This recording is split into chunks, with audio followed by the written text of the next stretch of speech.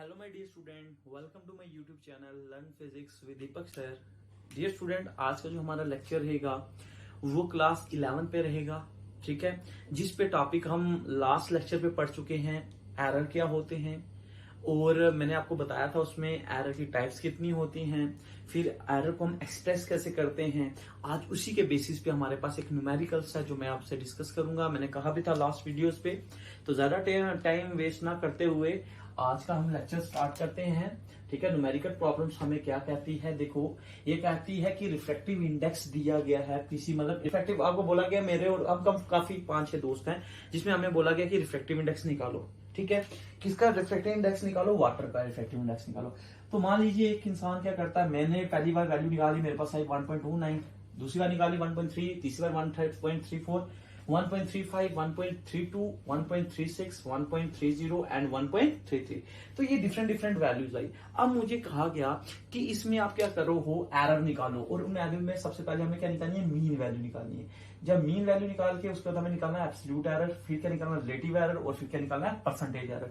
ये सारी बातें मैं आपसे कर चुका हूं पहले से ही, ठीक है ना। अब हम क्या करना है, इस पे हमें खाली प्रैक्टिकली हम क्या करेंगे, सॉरी इसमें हम प्रॉब्लम्स को सॉर्ट आउट करेंगे। देखो क्या करेंगे, सबसे पहले हमें क्या करना है, इसका मीन निकालना है। तो डियर स्टूडेंट, अब आपको मुश्किल तो होना नहीं चाहिए, मैं ऑलरेडी लास्ट लेक्चर में पढ़ा चुका हूं मीन हम कैसे निकालते, ठीक है। ये प्रदीप की बुक में क्वेश्चन दिए हैं, इस पे बड़े बेस्ड क्वेश्चन हैं जिन्हें आपको सॉर्ट आउट करना है। तो सबसे पहले हम क्या लेंगे, मीन लेंगे, ठीक है, मीन वैल्यू, ठीक है। मीन वैल्यू किसकी निकालनी है, of refractive index, of refractive index किसका निकाल रहे हो, वाटर का। तो हमें पता है म्यू से, अब वाटर का तो डब्ल्यू से मैं रिप्रेजेंट कर देता हूं, ठीक है, म्यू डब्ल्यू। तो अब अगर हम इसकी बात करें मीन वैल्यू निकालनी है, तो हमें पता है sum of observation upon total number of observation. तो हम क्या करेंगे, 1.29 plus 1.33 plus 1.34 plus 1.35 plus 1.32 plus 1.36 plus 1.30 plus 1.33। तो इन सबको मैं क्या करूंगा, ऐड करूंगा। टोटल नंबर ऑफ कितनी है, 1 2 3 4 5 6 7 8। तो 8 से मैं क्या कर दूंगा, डिवाइड करूंगा। फिर मेरे पास जो वैल्यूज आएगी, इन सबको ऐड करने के बाद मेरे पास वैल्यूज आएगी 1.3275 अपॉन 8, ठीक है। तो एज नो दैट मैंने हमेशा कहा था पॉइंट से आगे हम 2 ही ले सकते हैं डिजिट। तो मान लीजिए देखो 5 से बड़ा 7, तो पीछे क्या आ जाएगा, +1 हो जाएगा। तो मेरे पास आ जाएगा 1.33, ठीक है। तो ये मेरे पास आ गया क्या, मीन। तो मैंने मीन वैल्यू निकाल दी किसकी, रिफ्रैक्टिव इंडेक्स की। आप सब क्या करोगे, कैलकुलेटर में सबको ऐड करोगे, डिवाइड 8 से करोगे, गिवन वैल्यूज दी है तो वो हमारे पास क्या निकल जाएगा, मीन। तो रिफ्रैक्टिव इंडेक्स में हमें मीन को कैलकुलेट करती है। तो डियर स्टूडेंट, आपको समझ आ रहा होगा मैं कैसे कर रहा हूं।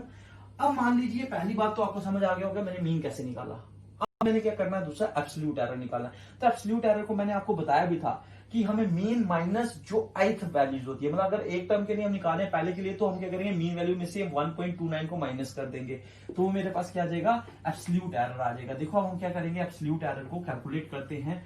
पहले आपको मीन वैल्यू समझ आ गई होगी, मीन वैल्यू आ गई मेरे पास 1.33। अब हम क्या करेंगे, एब्सोल्यूट एरर इन मेजरमेंट निकालेंगे, ठीक है। अगर मैं बात करूं एब्सोल्यूट एरर की, ABSOLUT, एब्सोल्यूट एरर, ठीक है। हम यहां पर बात कर देते हैं डेल्टा से रिप्रेजेंट कर देते हैं म्यू से, ठीक है। पहली टर्म के लिए हम निकाल रहे हैं। तो मैंने आपको कहा था ये क्या होता है, refractive index. Refractive index mu minus of म्यू1। तो म्यू1 हम किसको ले लेंगे, 1.29। तो समझ आना बात को अच्छे से, मतलब 1.33 से माइनस करेंगे 1.29, जो वैल्यू आएगी वो क्या आ जाएगी, डेल्टा म्यू1, ठीक है। डेल्टा म्यू2 के केस में क्या हो जाएगा, 1.33 माइनस 1.33, तो जो आएगी वैल्यू वो लिख देंगे। इसी तरीके से डेल्टा म्यू3 के केस में आ जाएगी 1.33 माइनस 1.34। इसी तरीके से डेल्टा म्यू4 के केस में आ जाएगी, वो मेरे पास क्या वैल्यूज आ जाएगी, 1.33 माइनस 1.35। अब ये हमारे साथ मक्खी भी आगे पीछे घूम रही है, वो भी हमारे साथ क्या कर रही है, पढ़ रही है, ठीक है ना। तो अगर वो डिस्टर्ब आपको कर रही हो तो सॉरी फॉर दैट, ठीक है। 1.33 माइनस 1.35, तो डेल्टा म्यू 5 के केस में क्या आ जाएगा, 1.33 माइनस 1.32, ठीक है। डेल्टा म्यू 6 के केस में आ जाएगी 1.33 माइनस 1.36। म्यू 7 के केस में, डेल्टा म्यू 7 के केस में क्या आ जाएगा, 1.33 माइनस 1.30। तो म्यू 8 के केस में आ जाएगा डेल्टा आ जाएगा 1.33 माइनस 1.33। तो डियर स्टूडेंट, अब आपको क्या करना है, इसको माइनस करना है, जो आपके पास आएगा वही आपके पास क्या आएगा, एब्सोल्यूट एरर आ जाएगा। देखो जब हम क्या करेंगे 1.33 को माइनस करेंगे 1.29 से, तो हमारे पास रिजल्ट में क्या आएगा 0.04। जब मैं इसको माइनस करूंगा तो मेरे पास क्या आ जाएगा 0.00। ठीक है, जब मैं इसमें से इसको माइनस करूंगा तो ये मल्टी टर्म के साथ माइनस है, तो हम क्या लिख देंगे माइनस ऑफ, मेरे पास आ जाएगा 0.01। इस केस में क्या आ जाएगा माइनस ऑफ 0.02, यही आएंगे। इस केस में हमारे पास क्या आ जाएगा, देखो पॉजिटिव बढ़ा तो 0.01 आ जाएगा, ये आ जाएगा माइनस ऑफ 0.03 आ जाएगा, ये आ जाएगा, ये 30 है ना, हाँ 30, तो 30 मतलब तो आ जाएगा 0.03, यही आएगा वैल्यू। उसके बाद लास्ट मेरे पास आएगा 0.00। अब ये मेरे पास क्या आ गई, सारी सारी आ गई एब्सोल्यूट एरर। इसके बाद हमें क्या निकालना है, इसी का हम क्या करेंगे, एक मीन निकाल देंगे। क्यों मीन निकालेंगे, क्योंकि उसके लिए हमें रिलेटिव एरर की हमें डेफिनेशन पड़ी थी कि रिलेटिव एरर होता है mean absolute error, mean absolute error upon mean जो भी हमने निकाला होता है 1.33 जो निकाला। तो इसके लिए मुझे क्या करना पड़ेगा, मीन एब्सोल्यूट एरर निकालना ही पड़ेगा, उसके बिना हमारे पास कोई भी चारा नहीं है। तो वो हम कैसे कैलकुलेट करेंगे, जगह थोड़ी कम है, थोड़ा ध्यान देना, यहां पर मैं निकाल रहा हूं।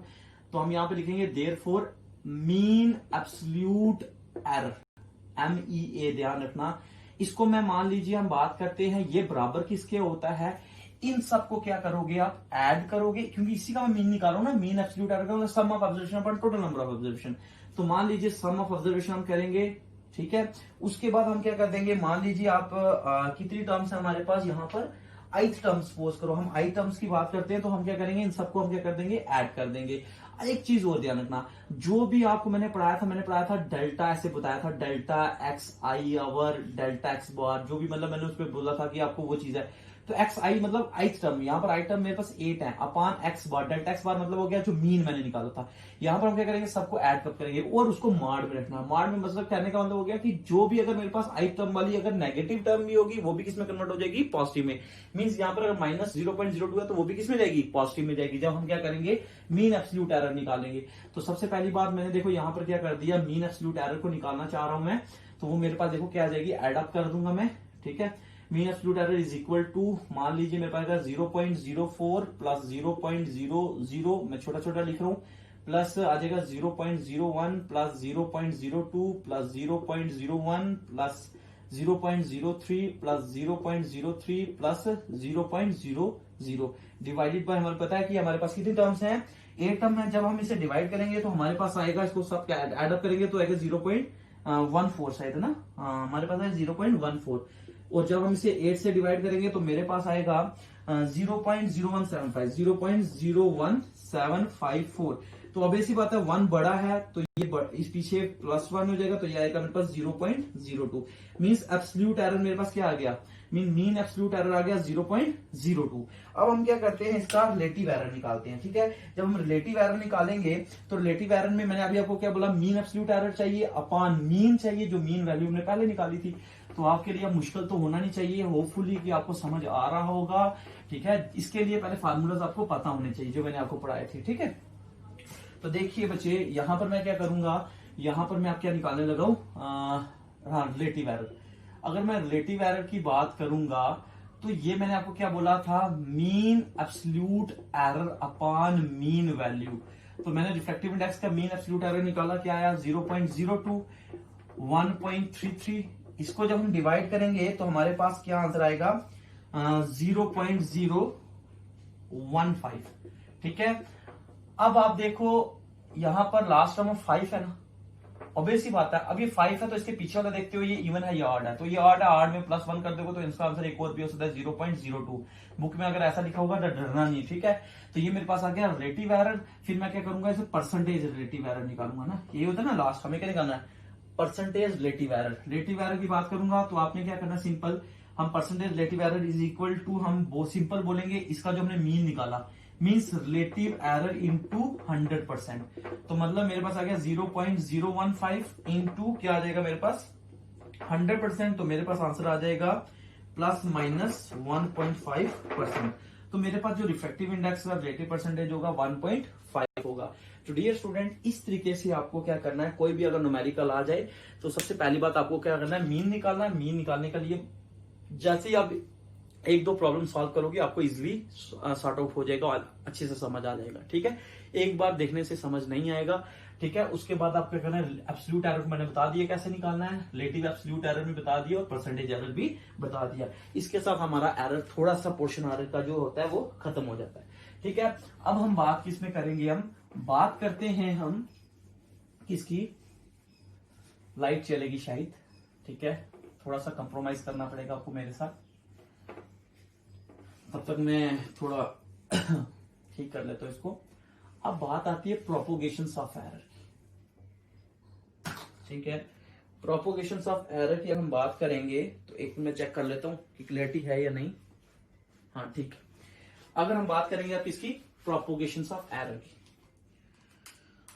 टॉपिक है हमारे पास propagation of error. Means propagation का मतलब क्या होता है, चलना। अब एरर को कैसे चलाओगे, एरर के क्या पाँव लगे होते हैं क्या? नहीं लगे होते। मीन्स एरर अगर आता है तो ऑब्वियस सी बात है एरर होगी गलती। अगर एक इंसान गलत है तो पूरे अपने मतलब जो भी हम कह सकते हैं सोसाइटी में अगर एक बच्चा खराब होता है तो बोलते हैं यार पूरी सोसाइटी खराब कर देगा ये बच्चा। ऐसी कोई बात होती है कि एरर बहुत खराब है ना, तो ये जब घूमेगा आगे पीछे तो ये सबको खराब कर देगा, सबको गंदा कर देता है ना। तो उसी में हमारे पास कुछ टाइप्स हैं जिनमें हम इसको डिस्कस करना है प्रोपोगेशन ऑफ एरर में। सबसे पहली हम बात करेंगे किसमें, एडिशन में। एडिशन या हमारे पास आ सकता है सब्ट्रैक्शन। तो देखो डरने की बात नहीं है, आपके लिए कोई इतना मुश्किल टास्क भी नहीं होगा मेरे हिसाब से। सबसे पहले इसको खाली फील करना। ठीक है, इसमें मैं थोड़े फार्मूले को पहले आपको समझाऊंगा, उसके बाद हम इस पे प्रॉब्लम सॉल्व करेंगे और इजीली होगा, कोई इतना मुश्किल नहीं है। ठीक है, बट ये है कि थोड़ा एक दो बार इसको आपको कॉपी में साथ साथ लिखते रहना। ठीक है, एडिशन और सब्ट्रैक्शन की अगर हम बात करें तो सबसे पहली अगर कंडीशंस में यहां पर ऐसे बात करता हूं, खुद से मैं इमेजिन करता हूं, मान लीजिए मेरे पास कोई एक क्यूब है। ठीक है, यहां पर भी मेरे पास एक क्यूब है, दो क्यूब मान लो मैंने ले लिया। इसका वॉल्यूम मान लीजिए V1 है, इसका वॉल्यूम क्या है V2। ठीक है, अब अगर इसके वॉल्यूम की अगर हम बात करें तो सपोज करो हमारे पास यहां पर दिया गया है कुछ 2 सेंटीमीटर का क्यूब, या 4 ले लो, 4 सेंटीमीटर का क्यूब ले लो, या 2 ले लो, सो वट एवर, या जो भी लेना, 4 ले लो सपोज करो, ये 2 ले लो, वट एवर पहले वाले का 2 सेंटीमीटर का क्यूब प्लस माइनस 0.02 सेंटीमीटर का क्यूब। ठीक है, दूसरे का वॉल्यूम में हम बात करें इसका ऐसे V1 और V2 था, तो इसकी बात अगर मैं करूं तो ये हो जाता है मान लो 4 सेंटीमीटर का क्यूब प्लस माइनस 0.04 सेंटीमीटर।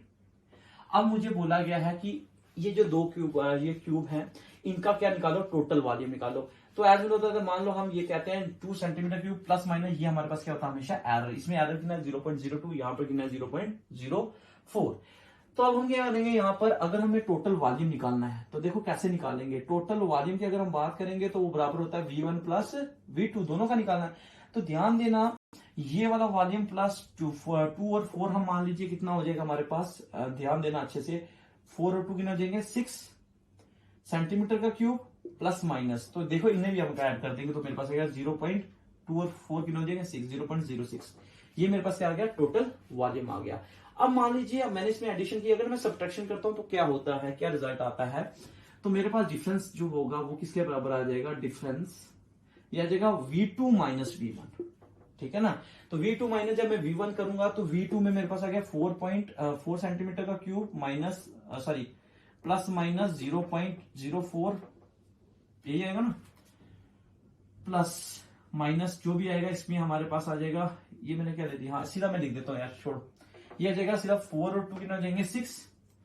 ठीक है, अब मेरी बात सुनना, नहीं अब मेरी बात सुनना अच्छे से, वॉल्यूम में 4 में से 2 के पीछे 2 ही बचेंगे ना, मैं भी ऐसा बुलक्कड़ हूं इतना बड़ा, प्लस माइनस। एक चीज याद रखना, ये जो एरर है, एरर अगर हम बात करेंगे, मान लो 4 में वॉल्यूम में से 2 वॉल्यूम मैंने माइनस कर दिया तो 2 आ गया। अब इसमें जो एरर होगा, एरर क्या सब्ट्रैक्ट होता है, याद रखना एरर विल बी हमेशा एडिड होगा, कभी भी सब्ट्रैक्ट नहीं होगा। क्यों, क्योंकि अगर मान लीजिए आपको मैं कोई भी दो बंदों को हम क्या करते हैं, कुछ भी निकालने के लिए दे देते हैं, मान लो उनको बोलते हैं लेंथ निकालो, मान लीजिए हम बोलते हैं कि इसका एरिया निकाल के दो, एक ने किया लेंथ निकाली, कुछ ना कुछ दूसरे ने ब्रेथ निकाली। मान लीजिए एक ने जब एरर निकाला, एक के पास कुछ एरर था, दूसरे कुछ एरर था, जब मैं इनका क्या करूंगा, सम अप करूंगा दोनों का, तो एरर की टेंडेंसी दोनों में जब अकेले में तो अलग थी, जब इनको दोनों को ऐड करूंगा हमेशा, या मतलब इकट्ठे करूंगा, तो हमेशा क्या होगा, गलती बढ़ेगी, कम नहीं होगी, है ना, जब दोनों को कंपाइल करूंगा। तो विच मींस इस तरीके से हम कह सकते हैं कि जो हमारे पास एरर होगा, एरर हमेशा क्या होगा, ऐड होगा, कभी भी सब्ट्रैक्ट नहीं होगा। तो 4 और 2 6 हो जाएंगे, तो इसका आंसर आएगा 0.06 सेंटीमीटर का क्यूब। तो हम यहां से एक नोट लिख सकते हैं, एक आप नोट यहां से याद रखना, एरर विल बी एडिट। ठीक है, ये नोट है आपके लिए, याद रखना। इसी पे हम एक न्यूमेरिकल और करते हैं, ये तो छोटा मैंने एग्जांपल लेके समझाया था आपको, अब आप इजीली एक न्यूमेरिकल कर पाओगे। मान लीजिए आपके पास कोई रेजिस्टेंस है, 2 रेजिस्टेंस है सपोज करो। होप कि आपको समझ आ रही होगी बात, मैं समझाने की कोशिश क्या कर रहा हूं। मान लीजिए मेरे पास कोई एक रेजिस्टेंस है, मान लो 2 रेजिस्टेंस है, एक ये रेजिस्टेंस है R1, एक ये रेजिस्टेंस है R2। R1 की वैल्यू हम सपोज करते हैं, बुक में मैं देख लेता हूं क्या है। मान लीजिए हमारे पास है 5 प्लस माइनस 0.05 सपोज करो 0.05 ओम है। इसकी वैल्यू मान लीजिए कितनी आ गई हमारे पास, R2 की वैल्यू हो गई 4 प्लस माइनस 0.03 ओम है। तो अगर मेरे पास ये दोनों रेजिस्टेंस है, तो मुझे बोला गया ये जो रेजिस्टेंस दोनों को लगाया गया है सीरीज में लगाया गया, इस पे इफेक्टिव रेजिस्टेंस निकालो। तो ये बराबर होता है R1 प्लस R2 में। तो हम इसे कैसे ऐड अप करेंगे, तो ये पहले इसका रेजिस्टर ये वाला हम ऐड कर देंगे, कितना हो जाएगा 7 प्लस माइनस। अब ये दोनों जो एरर है इनको हम क्या कर देंगे, ऐड। मैंने कहा था एरर ऑलवेज बी एडिड, तो मेरे पास आंसर क्या आ जाएगा 0.08 ओम। तो इसी तरीके से आपके पास कोई भी अगर न्यूमेरिकल आए तो आप इजिली एरर्स को फाइंड आउट कर सकते हो, एरर को निकाल सकते हो। इसी तरीके से अगर हमारे पास एक और अगर हम बात करें, एरियाज की बात करें, तो एरियाज की भी हम बात करने से हम मतलब बता सकते हो, मैं उसको भी अभी समझा सकता हूँ। अब इस पे हम एक न्यूमेरिकल और अगर देखना चाहो तो आप देख सकते हो इजिली, बट उससे पहले मैं थोड़े और आपको इसके फार्मूलेज बता देता हूँ, ठीक है, कैसे निकालना है। ये आ गया एडिशंस। अब हम बात करेंगे मल्टीप्लीकेशंस की। किसकी बात करेंगे, मल्टीप्लीकेशंस की। देखो बार बार बोर्ड इसलिए मिटा रहा हूं ताकि आपको अच्छे से बड़ा बड़ा समझ आ जाए। MULTIप्लीकेशंस। मल्टीप्लीकेशंस की अगर हम बात करें, मार्कर दूसरा लेना पड़ेगा, इसकी कम हो गया। मान लीजिए अगर आपके पास कोई बोला जाए एरिया निकालो, सपोज करो एरर के केस में, तो बराबर होता है लेंथ इनटू ब्रेथ। तो ये फार्मूला याद रखना जब भी एरर्स में हम प्रोपोगेट एरर्स की बात कर रहे हैं, उसमें अगर एरिया की बात करेंगे तो ये हमेशा याद रखना, delta A over A is equal to delta length over L plus delta breadth over breadth. तो विच मीन्स कहना मतलब क्या होगा, fraction of area, fraction of error in area, fraction of length in fraction of error in length, fraction of error in breadth. तो इसे ऐसे लिखा जाता है, ठीक है, ध्यान देना। सपोज करो कोई और क्वांटिटी आती है जो y is equal to A into B होती है, तो उससे भी कैसे लिखोगे, delta Y upon Y is equal to delta A over A plus करना, हमेशा मल्टीप्लाई होगा तो प्लस करोगे, डेल्टा बी आवर बी। तो इसी तरीके से आपके पास और भी बहुत आ सकती है, जैसे आप पढ़ते हो डेंसिटी होती है किस तरह, मास पर यूनिट वॉल्यूम, तो मास हो जाएगा डेंसिटी इंटू वॉल्यूम, ठीक है। तो density mass per unit volume, तो इसमें प्लस कर दोगे, कोई वरी नहीं है। और जो भी चीजें आई मतलब इसको लिख सकते हो ना, delta M over M is equal to, हम यहां से delta D over D plus delta V over V. तो इस तरीके की भी कोई टाइप्स अगर आपके सामने आ जाएगी प्रोपोगेशन, जब आप न्यूमेरिकली करोगे तो आप इसको ऐसे कर सकते हो, ठीक है। होप कि अब लाइट भी आ गई, देखो मैंने सच बोला तो लाइट भी आ गई आपके सामने, ठीक है। तो अगर मल्टीप्लाई की बात आएगी तो आप समझ जाना कुछ, देखो ये इसके मतलब ये फार्मूलेज है, जैसे आप ए प्लस बी का होल स्क्वायर याद करते हो वैसे ही मैं आपको रिप्रेजेंटेशन बता रहा हूं। अगर मल्टीप्लिकेशन की बात होगी तो आपको ऐसे उसको मल्टीप्लाई करना है, ठीक है। होप कि आपको समझ आ रही होगी। मल्टीप्लिकेशन के आगे हम बात किसी करते हैं डिविजन्स की। गर्मी बहुत है। देखो अगर हम बात करेंगे किसकी, डिविजन्स की, डिविजन्स में कैसे लिखना है इसको। देखो डिविजन से अगर बात करें y is equal to A upon B है, ठीक है। तो इसे भी आप लिखोगे delta y upon Y is equal to delta A upon A plus delta B over B. डरने की बात नहीं है, चाहे मल्टीप्लाई हो चाहे डिविजन हो, ऐसे ही करना है। ये था इजी। अगर आपसे कोई पूछे कि sir in the form of powers हो, देन हमें आपको क्या कैसे करना पड़ेगा, उसके लिए भी मेरे पास उपाय है, उसके लिए भी मेरे पास सोल्यूशंस है। उसके लिए कुछ नहीं करना, आपको कुछ डरने की जरूरत ही नहीं है। आपके पास आएगा y इज इक्वल टू ए का क्यूब बी का 4/c की पावर 9। सपोज करो ऐसा है, ठीक है। आपको क्या करना है, इसको लिखना डेल्टा वाई अपॉन वाई। मैंने हमेशा कहा एरर विल बी एडिड, तो इसको आप पावर को नीचे ले लो, सिंपल 3 डेल्टा ए अवर ए, बस 4 डेल्टा बी अवर बी। देखो इस पे जब प्रॉब्लम करोगे तभी आपको अच्छे से समझ आएगा। प्लस डिवाइड है तभी आपको प्लस करना है, 9c upon delta c upon c. तो डियर स्टूडेंट आपको कोई मुश्किल नहीं होनी चाहिए, पावर्स तो ऐसे लिखना होगा, ठीक है। और अगर सिंपल डिवाइड्स में आएगा तो मैंने आपको समझा चुका हूं कैसे करना पड़ेगा, ठीक है। इस पे हम क्या करते हैं, एक छोटा सा न्यूमेरिकल करते हैं, ठीक है। छोटा सा एक न्यूमेरिकल मैं आपके सामने लेके आ रहा हूं। मान लीजिए आपके सामने एक न्यूमेरिकल है कोई,